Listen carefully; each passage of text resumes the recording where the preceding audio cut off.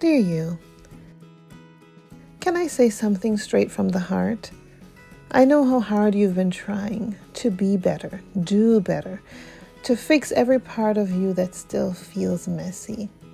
And I see the way you bargain with yourself. Once I get this right, I'll rest. Once I correct that, I'll finally breathe. But what if peace isn't something you earn after you've corrected every flaw? What if peace begins the moment you decide to accept yourself? Right here, right now. And that's the heartbeat of a peaceful life. Not an escape from problems, but a way of meeting yourself with softness first. Serenity isn't silence from the world, it's quiet within it. When you choose acceptance here, you're choosing the mindset that steadies everything else. Stay with me. Acceptance isn't giving up. It's choosing calm over chaos while you keep growing. It's that first deep exhale after years of holding your breath. It's saying, I can be in process and still be worthy. I can be unfinished and still be loved. Peace doesn't come because you become a flawless version of you. It comes because you finally stop warring with the version that's here. And peace, dear friend, begins with knowing yourself. Not the version you perform, not the one who makes everyone comfortable, but the quiet one who shows up when no one's watching. Ask yourself softly and honestly, what really restores me? What drains me? You deserve to know these answers, not so you can control everything, but so you can honor who you really are. This is Sereniyu in real time. Presence with your own soul, purpose in how you care for it, and the gentle pause that lets peace catch up with you. The more you honor these small truths, the more your inner weather calms. You start to move like still water, clear, grounded, responsive. It's not selfish to know your own rhythms. It's respectful. You can't keep abandoning yourself and expect your heart to feel at home. Let me tell you something I've learned the hard way. So much of our stress isn't from what life asks of us, but from how little we give back to ourselves. We run on empty and then judge ourselves for being short-tempered. We skip meals and then wonder why the world feels sharp, or we push past exhaustion and then blame ourselves for being fragile. Care enough to fill yourself up so you have reserves to handle life. Eat when you're hungry, rest when you're tired, step back when you need quiet, speak up when your boundaries are crossed. That's not indulgence, that's how you keep your heart steady. I want you to be nourished enough to meet your day without breaking under it.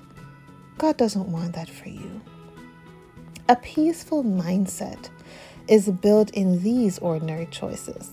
Not dramatic fixes, daily kindness. When your cup is tended to, you think clearer, you love cleaner, you speak slower.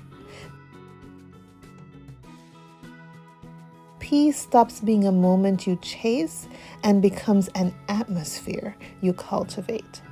And about that inner voice, can we rewrite it together? Maybe no one ever taught you what a kind inner voice sounds like. Maybe you learned to motivate yourself with pressure, comparison, or fear. I get it. Those methods can get short-term results, but they make a long-term mess inside. It's time to change that story. Let your inner voice become one that nurtures and empowers you. You may have healing to do if you didn't receive that gentleness from the people who meant the most to you. That absence can leave a mark, I understand. But now is your time to change the script. This is in your power. You get to be the voice that says, I see you trying, I'm proud of you, we'll get there together. Let your inner voice be the gardener of your mind. Words are seeds. Peace is what grows when you water them with patience and truth. Even if no one taught you this tone, you can learn it now.